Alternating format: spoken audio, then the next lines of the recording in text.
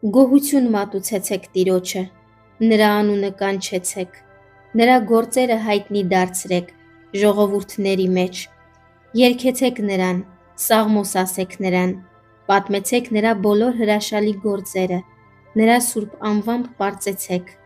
թող հրճվի Տիրոջը փնտրողների սիրտը, փնտրեցեք Տիրոջն ու նրա զորությունը, նրա երեսը փնտրեցեք,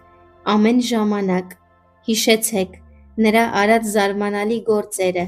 նրա հրաշալիքներն ու նրա բերանի դատաստանները, ով նրա ծառայի Աբրահամի սերունդ, դուք Հակոբի որդիներ, նրա ընտրյալներ, Տերն ինքն է մեր Աստվածը, նրա դատաստաններն ամբողջ երկրի մեջ են, նա իր ուխտը հավիտյան հիշում է, այն խոսքը, որ հրամայեց մինչև 1000 սերունդ, այն ուխտը, որ արեց Աբրահամի հետ, ու այն երդումը, որ Իսահակին տվեց, և նույնը հաստատեց Հակոբի համար, որ դա օրենք Իսրայելի համար հավիտենական ուխտ լինի, ասելով. «Քեզ եմ տալու Քանանի երկիրը», ձեր ժառանգության վիճակը։ Երբ նրանք հազիվ մի քանի հոգի էին, իրոք սակավաթիվ ու օտար նրա մեջ, երբ մի ազգից ուրիշ ազգի, մի թագավորությունից ուրիշ ժողովրդի մեջ էին դեգերում,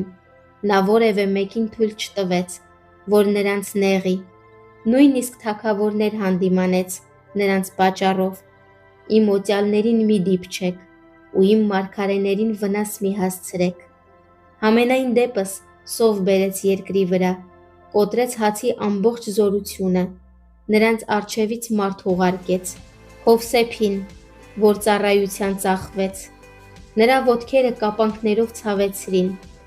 նա երկաթի մեջ դրվեց, մինչև այնքան ժամանակ, երբ նրա խոսքը եկավ, Տիրոջ խոսքը փորձեց նրան, թագավորն ուղարկեց ու արձակեց նրան, ժողովուրդների վրա տիրողն ազատեց նրան, իր տան վրա տեր դարձրեց նրան և իր ամբողջ ունեցվածքի վրա իշխան, որպեսզի